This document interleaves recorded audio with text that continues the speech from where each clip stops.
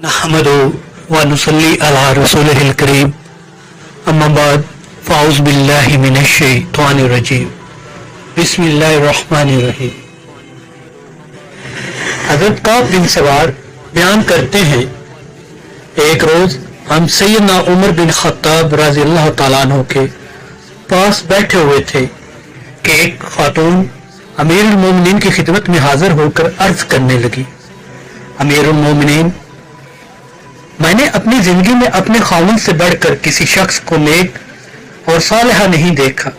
پھر کہنے لگی، امیر المومنین، اللہ کی قسم، وہ رات بھر قیام اللیل نماز تہجد کا اہتمام کرتا ہے اور اس کا دن روزے سے گزرتا ہے۔ پھر اپنے خاوند کے لیے استغفار کرنے لگی اور اپنے خاوند کی خوب تعریف کی اور اٹھ کر چلی گئی۔ حضرت کعب بن سوار نے کہا، امیر المومنین، کیا آپ کی سمجھ میں یہ بات آئی کہ یہ خاتون اپنے خاوند کی شکایت کر رہی تھی؟ امیر المومنین نے کہا، میں نہیں سمجھتا کہ اس نے کوئی شکایت کی۔ پھر اس خاتون کو بلا کر پوچھا کہ تمہیں اپنے خاوند سے کوئی شکایت ہے؟ اس نے کہا، جی ہاں امیر المومنین، میں نوجوان عورت ہوں اور میرا خاوند میرے حقوق ادا نہیں کرتا۔ سیدنا عمر رضی اللہ تعالیٰ عنہ نے حضرت کعب بن سوار سے کہا، تم خاوند بیوی میں فیصلہ کرو۔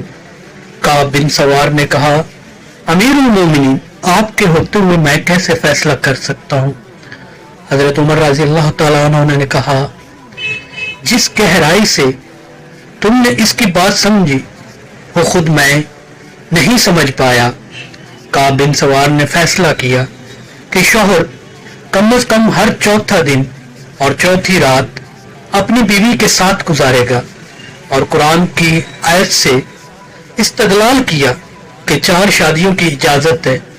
اگر کسی شخص کی 4 بیویاں ہوں تو ہر چوتھے دن ایک بیوی کی باری آئے گی، لہذا یہ ہر چوتھے دن اور رات اپنی بیوی کو وقت دے گا۔ یہ فیصلہ سن کر امیر المومنین خوشی سے جھوم اٹھے اور فرمایا، اللہ کی قسم، اے کعب، تمہارا دوسرا معاملہ تو پہلے سے بھی زیادہ تعجب خیز اور خوش کر دینے والا ہے۔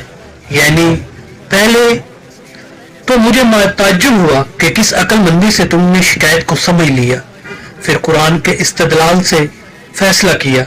امیر المومنین نے فرمایا، جاؤ، آج سے تم بصرہ کے قاضی یعنی جج ہو، لوگوں کے فیصلے کرو۔